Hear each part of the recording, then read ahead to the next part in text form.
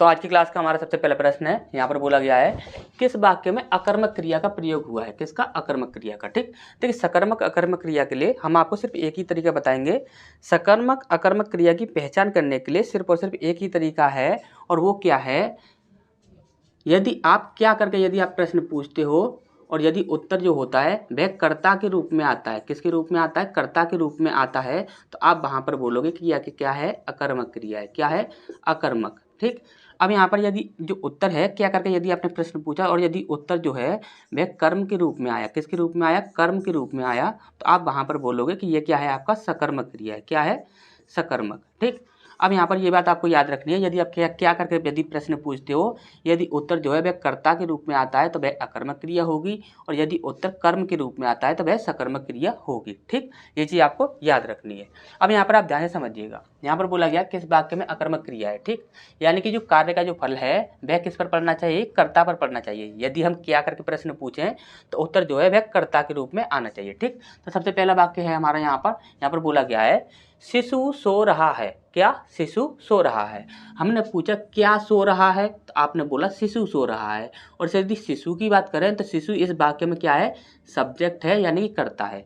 क्रिया का फल किस पर पड़ रहा है? कर्ता पर पड़ रहा है, तो ये क्या हो जाएगा? आपका अकर्मक क्रिया। ठीक, अच्छे से समझ आया होगा। और ऑप्शंस की बात करते हैं। यहाँ पर और ऑप्शंस में क्या है, तो देखिए बालक खेल रहा है। हमने पूछा क्या खेल रहा है, तो आप क्या बोलोगे कि टेनिस खेल रहा है, क्रिकेट खेल रहा है, फुटबॉल खेल रहा है, आप कुछ भी बोल सकते हो। ठीक, यदि वाक्य में कुछ नहीं दिया है और यदि आप बोल सकते हो तो भी वहाँ पर क्या होगा? सकर्मक क्रिया होगी, तो ये आपका कैंसिल हो जाता है। ठीक, इसके बाद है आपका छात्र पढ़ रहा है। हमने पूछा क्या पढ़ रहा है, तो आपने बोला कि अखबार पढ़ रहा है, किताब पढ़ रहा है, नोट पढ़ रहा है, कुछ ना कुछ आप बता सकते हो, तो यहाँ पर क्या हो जाएगा? ये सकर्मक क्रिया हो जाएगी, तो ये आपका यहाँ पर कैंसिल हो जाएगा। ठीक, छात्र लिख रहा है। क्या लिख रहा है? नोट लिख रहा है या कुछ भी लिख रहा है, पाठ लिख रहा है, नोट लिख रहा है, क्वेश्चन लिख रहा है, उत्तर लिख रहा है, कुछ भी आप बोल सकते हो, तो यहाँ पर क्या हो जाएगा? ये सकर्मक क्रिया, तो इसे भी यहाँ पर कैंसिल कर देंगे। ठीक, अच्छा समझ आ गया होगा। मोहन ने अवनीश को पढ़ाया। मोहन ने अवनीश को पढ़ाया, इस वाक्य में कौन सी क्रिया है ये हमें यहाँ पर बताना है। तो देखिए मोहन ने अवनीश को पढ़ाया। अब यहाँ पर हम यदि पूछें कि क्या पढ़ाया, तो आप बता सकते हो कि पाठ पढ़ाया, उत्तर पढ़ाया, प्रश्न पढ़ाया, आप कुछ भी यहाँ पर बोल सकते हो। तो यहाँ पर देखिए यहाँ पर क्या हो जाएगा? आपका सकर्मक क्रिया हो जाएगा। क्या हो जाएगा? सकर्मक क्रिया हो जाएगा। अब यदि और ऑप्शंस की बात करें, तो यदि प्रेरणार्थक क्रिया की बात करें तो आपको अच्छे से पता होगा, प्रेरणार्थक क्रिया वह क्रिया होती है जब कार्य स्वयं न करके किसी और से कराया जाए। ठीक, जैसे कि यदि हम यहाँ पर बोलें कि राम ने मोहन से अपना पाठ पढ़वाया, राम ने मोहन से अपना पाठ पढ़वाया। अब राम ने स्वयं नहीं पढ़ाया, स्वयं नहीं पढ़ा है, राम ने किससे पढ़वाया है? मोहन से पढ़वाया है। तो यहाँ पर क्या हो गया? उसने कार्य किसी और से करवाया है, स्वयं ना करके, तो वहाँ पर क्या हो जाएगा? प्रेरणार्थक क्रिया। ठीक, और यदि संयुक्त क्रिया की बात करें तो देखिए संयुक्त क्रिया वहाँ पर होती है जहाँ पर किसी वाक्य में दो ऐसी क्रियाएं हों जिनको हम अलग अलग प्रयोग ना कर सकें, उन्हें हमेशा ही एक साथ ही प्रयोग करें, तभी वह एक सार्थक अर्थ दे पाए। जैसे कि हम यहाँ पर बोले कि जैसे कि यहाँ पर हम बोलें कि राम छत से कूद गया। ठीक, राम छत से कूद गया। अब यहाँ पर देखिए एक है कूदना, ये आपका एक क्रिया है, एक गया, ये आपकी एक क्रिया है। ये दो क्रियाओं का एक साथ प्रयोग हो रहा है, तो यहाँ पर अर्थ क्या निकल रहा है? राम छत से कूद गया। अब यहाँ पर यदि हम एक क्रिया को हटाकर देखें तो यहाँ पर अर्थ क्या निकलता है?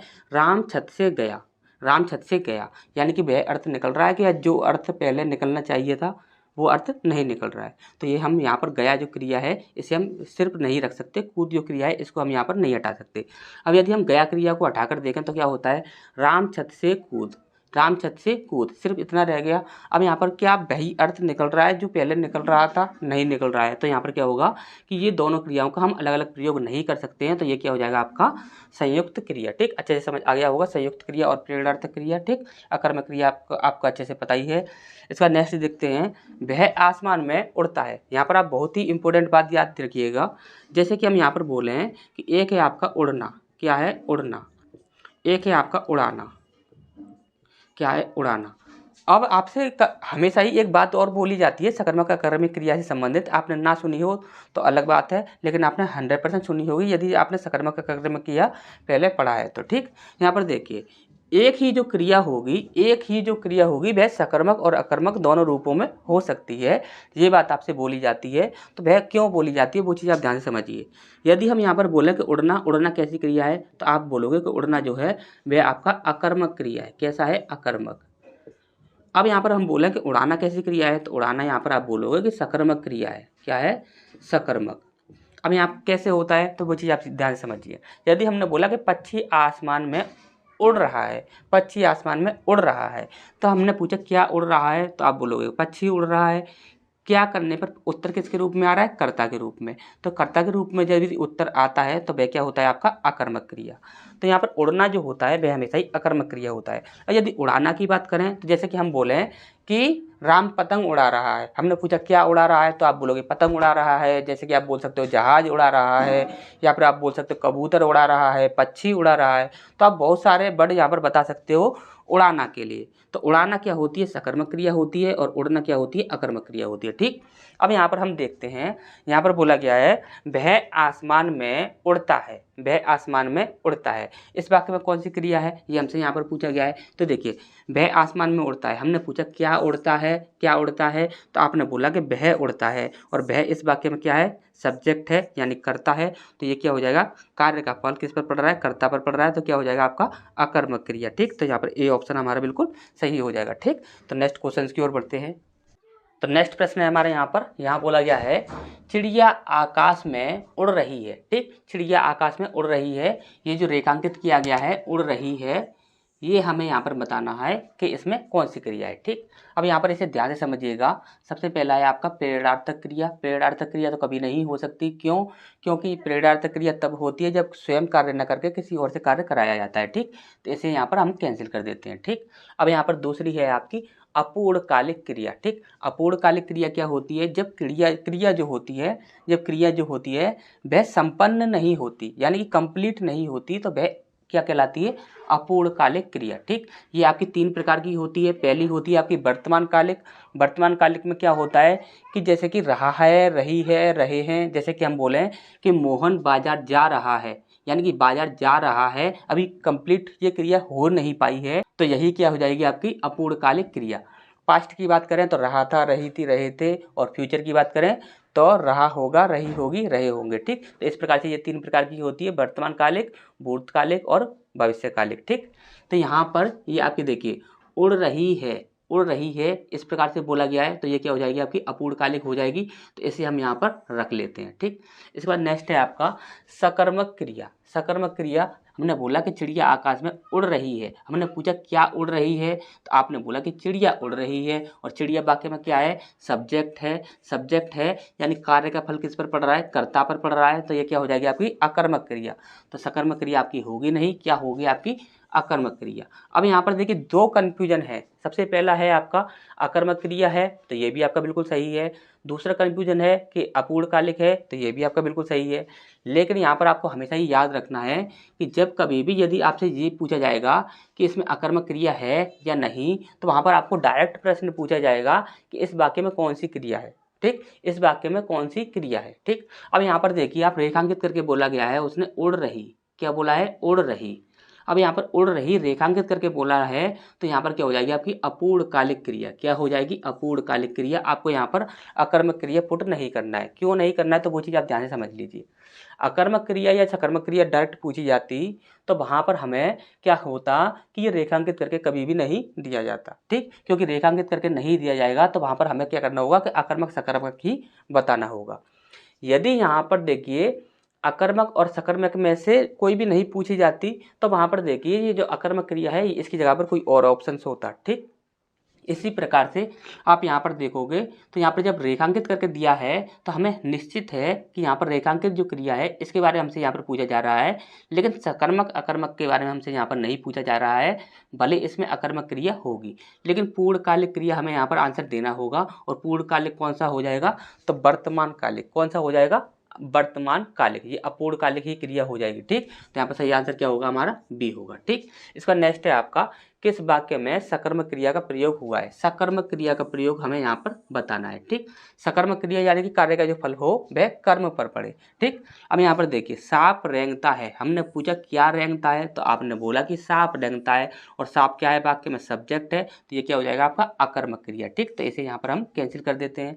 यहाँ पर बोला गया है बंदर कला खाता है, हमने पूछा क्या खाता है, तो आपने बोला कि कला खाता है। अब वाक्य में ये बंदर जो है वह सब्जेक्ट है और कला क्या है ऑब्जेक्ट है, और क्रिया का जो फल पड़ रहा है, कार्य का जो फल पड़ रहा है वो किस पर पड़ रहा है, तो वो कर्म पर पड़ रहा है, तो कर्म पर पड़ रहा है तो क्या हो जाएगा आपकी सकर्मक क्रिया। तो यही आपका बिल्कुल सही आंसर हो जाएगा। और यदि और ऑप्शंस की बात करें तो देखिए राधा अभी अभी जयपुर होकर आई है। होकर, देखिए आप एक बात और याद रखिएगा, ये जो आपका होकर जो आया है ये क्या हो जाएगा आपका, ये आपका पूर्वकालिक क्रिया हो जाएगा। क्या हो जाएगा, पूर्वकालिक क्रिया। ठीक, ये आपका पूर्वकालिक क्रिया हो जाएगा।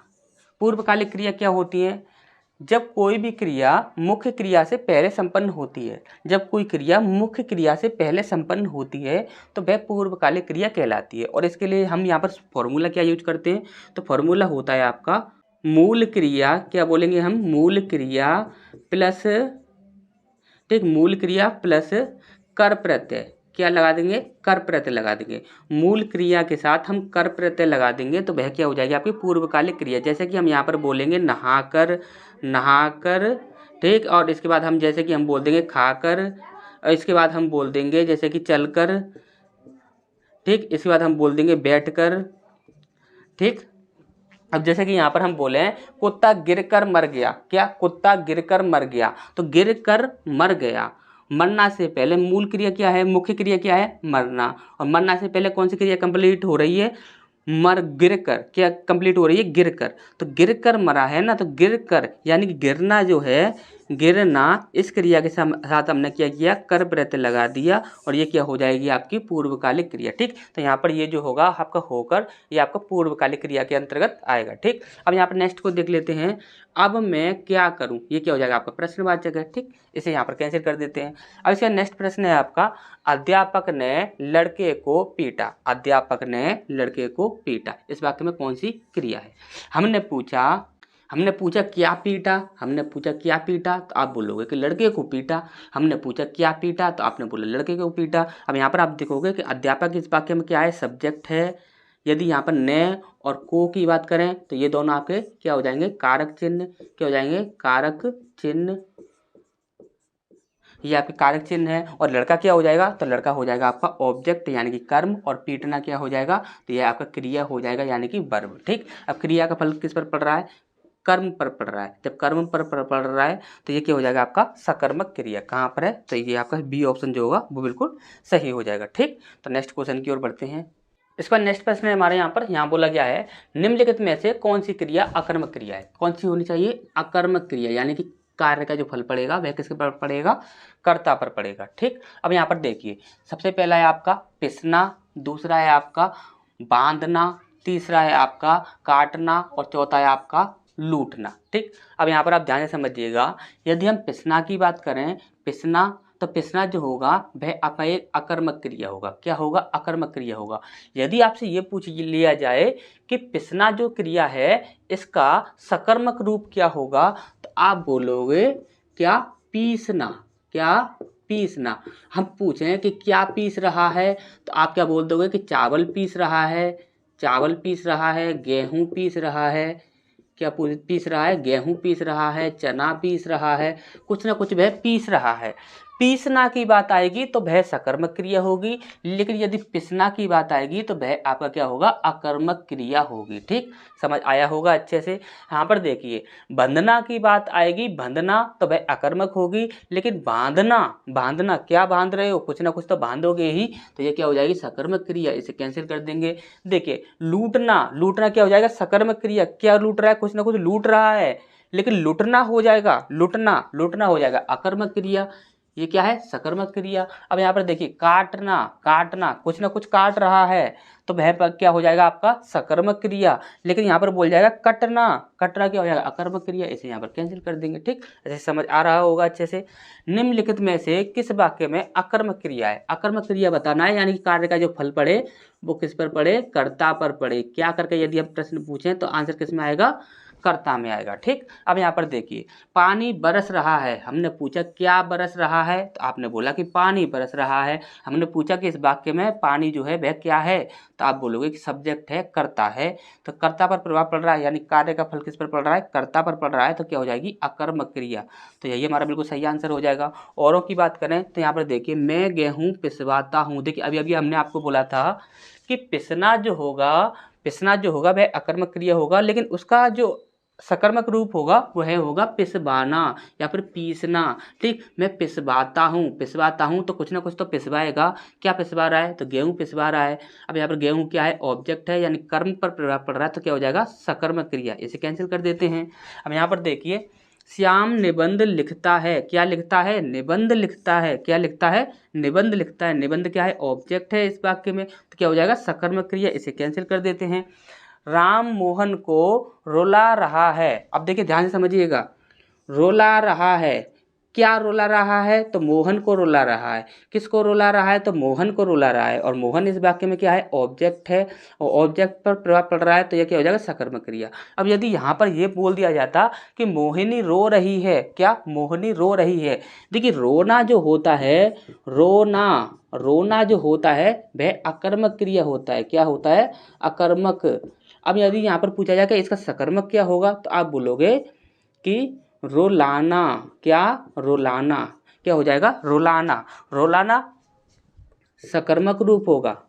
क्या हो जाएगा, सकर्मक, और रोना क्या हो जाएगा, अकर्मक रूप। और यहाँ पर बोला गया है राम मोहन को रुला रहा है, रोलाना क्या होगा, सकर्मक रूप। ठीक, हमने बोला है रोना क्या होगा, अकर्मक रूप, और रुलाना क्या होगा, सकर्मक रूप। ठीक, अच्छे से समझ आ गया होगा।